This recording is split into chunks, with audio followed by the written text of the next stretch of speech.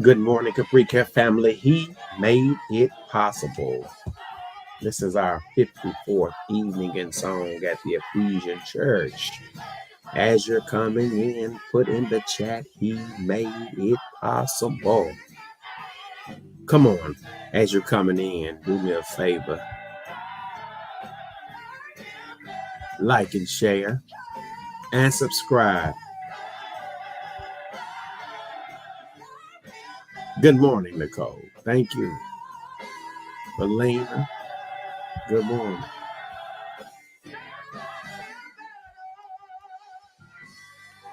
Anybody know he made it possible? We say good morning to you this morning. It is Capri Cares. Know that I care. And guess what? Care that I know he has made it possible. He has made it possible. Do me a favor. Hit like, share, and subscribe. Hit like, share, and subscribe. It is our daily motivation and inspiration for our mental health ministry. On yesterday, I didn't do something on the YouTube end, and I do apologize. So we're trying to learn all the YouTube algorithms and do's and don'ts. But anyway, good morning to everyone. Everybody put in the chat, he made it possible. Put in the chat, he made it possible. Put in the chat, he made it possible. Oh, me. Worry. We all worry. And this right here is something to make us worry. When we find ourselves in the firing line of life, worry is something we just gravitate to and naturally do. We worry about things we cannot change. We worry about people we cannot change. And it's so easy to worry. And we worry about things that really have no bearing on the situation at hand. So worry is just one of those things that we do. And we're learning to overcome our worry. And Jesus said something in the Bible. He says, take no thought for tomorrow will take care of itself. So this week has come to an end, and I pray that your faith has not been diluted by your worry, because it's so easy for our faith to be diluted by our worry. So thank you, Anna Catlin. She comes in and says, happy Friday to all. Happy Friday. Hey, if anybody has any announcements, let me slow down. Put them in the chat. What's going on this weekend? What have your children, your grandchildren, your nieces and nephews doing to make sure that we are uplifting them? All right, y'all. We're going to play our introduction, and we're going to have us a marvelous show, because it is Capri Cares. Know that I care. And guess what? Care that I know. Good morning, it's Capri Cares. Know that I care that I know. This is our daily motivation and inspiration for our mental health ministry here at the Ephesian Primitive Baptist Church. It's Capri Cares. Know that I care that I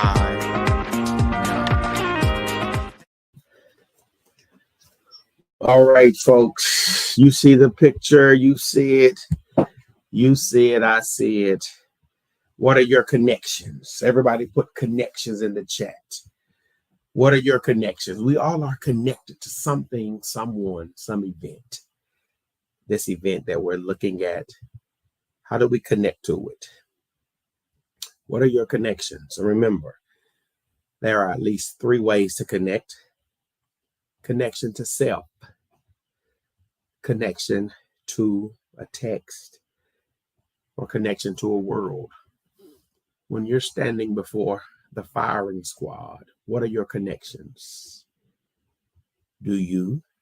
Do I? What do we do? How do we handle the firing squad of life? How do we connect with this picture? Is it about the insignificant things that really have no bearing on what's going on? You and I both need to learn how to connect. And number 1, we need to learn how to connect with a healthy self. We need to connect to a healthy self. I need to connect to a healthy me. I need to connect to a whole me. I need to connect to a trusting me. I need to connect. So what are your connections today? Sade, how do you connect? Shannon, Belina, Antoinette, how do we connect? Because we all need to make sure that we are connecting to something that can inspire us and give us the mantra that we need to move forward in life. So, learning how to connect and be a part of a group that is challenging me to grow and do the things needed and necessary so that where is my book? I can grow and excel and exceed. Wait a minute. Wait a minute, y'all. Wait a minute. Where's my book, Shannon? But anyway, I got this one. Uh-oh. All right. Yeah. What does my healthy self look like? Sometimes we don't have a picture of our healthy self. And in order for us to move toward a healthy self, we need to have a picture of what healthiness looks like. Previously, we talked about fine. What is fine? We say we're fine. We say we're okay. We say we're good. It's fine, good, and okay, healthy. Carry. Because I've determined and discovered when I say I'm fine, when I say I'm good, when I'm saying I'm okay, it's very possible that I'm not fine, I'm not good, and I'm not okay. So what does a healthy you look like? How do you determine a healthy you? Who holds you accountable so that you and I can have this framework of our healthier self? So how do we grow? We want to make sure we're growing this year. We want to make sure we're doing those things. And I'm going back to my picture so that you and I can see how do we connect with this picture? Sade, how do we connect? Mitra, good morning. Good morning to everybody. How do we connect? What are your connections? What are your connections? Yes. What are we doing to connect? How are we connecting? What are we saying? What do we say in situations like this? This man chooses to say something to me that's insignificant. So one of the things I'm going to stop doing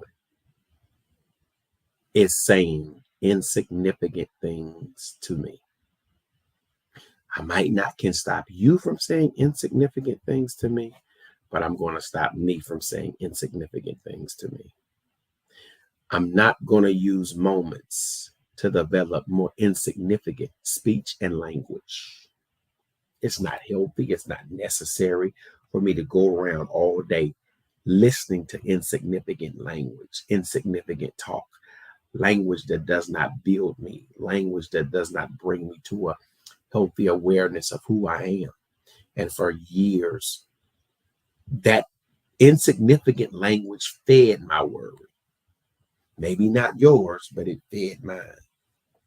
So I need to know, what is insignificant language doing to me? How is it making me internalize? How is it nurturing, Stacy, those feelings that I don't need to be nurtured? Acknowledge the feeling. Yes, Rain. Recognize, allow, investigate, and nurture. I need to be mindful that there are some things I don't have time for. I don't have time for the nurturing part because it's too insignificant. And because of its insignificance, I move into spaces where that's totally unhealthy for me. Maybe y'all have it in check and in control, Shannon, and I'm loving it. But ma'am and sir, stop. Stop the insignificant talk today. It's not needed. It's not necessary. It does nothing but destroy you. It does not build you. It does not bring you to a whole self. It does not bring you to your holistic self. It does not bring you to your happy self. It does not bring you to your worth. It does not bring you to a place of worship because it's insignificant. And it downplays the grace of God on your life.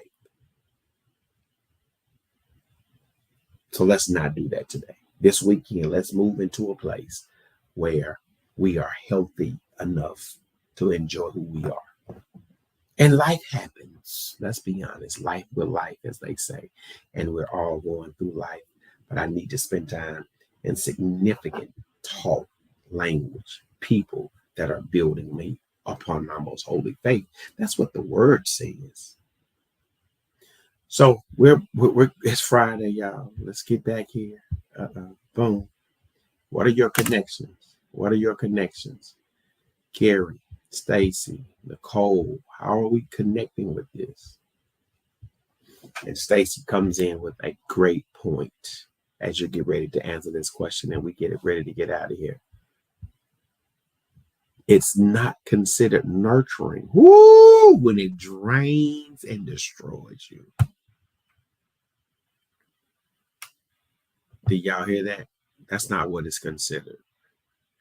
To nurture thoughts, words, behaviors, it must build you up and provide nourishment. So let me use the illustration as you're answering that question. When we talk about nourishment from a physical place, we talk about foods that are holistic and have seeds in them. And not to knock any food, but we do realize and understand there are things called junk food that, listen, fill us, but don't necessarily fuel us. And it's from those junk food that over time you could possibly be filled but not fueled. So the nourishment that you need, you're not getting because you're full of junk food. Like I said, we're not calling anybody out. Don't want to get dinged or anything. But it's called junk food for a reason. And death and life is in the power of the tongue. Keep reading that book in Proverbs. It says you will be filled. So I need to be filled by behaviors. I need to be filled by beliefs. I need to be filled by behaviors and beliefs that build. Yes. And I've learned this.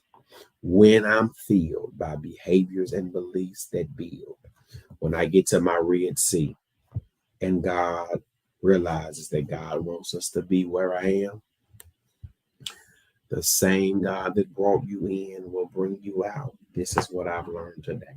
And I go on with this. He will turn a road block into a runway. Can somebody shout today with us? The God we serve can turn a roadblock into a runway because I've been fueled. I've been built by beliefs and behaviors. I've been fueled by things that nourish me, not strip me. So thank God today that he's about to turn your roadblock into a runway. Yeah. I'm shouting today. He's about to do that. Now, church announcements tonight. Tonight we are going to Burns Tabernacle for Elder John Haynes. Tomorrow we have the celebration of life of two individuals. I will not call their names. I'm just going to say the celebration of life for two individuals. Sunday, 8:30 worship, Sunday school breakfast, Sunday school 9:45 and 11 o'clock worship. Just this weekend alone, I need a runway. Everybody needs a runway, not just me. We need runways. So yes, he's about to turn your roadblock into a runway, and I'm grateful for that. Hey y'all, it's a fantastic Fill Me Up Friday. It's Capri Cares. Know that I care that I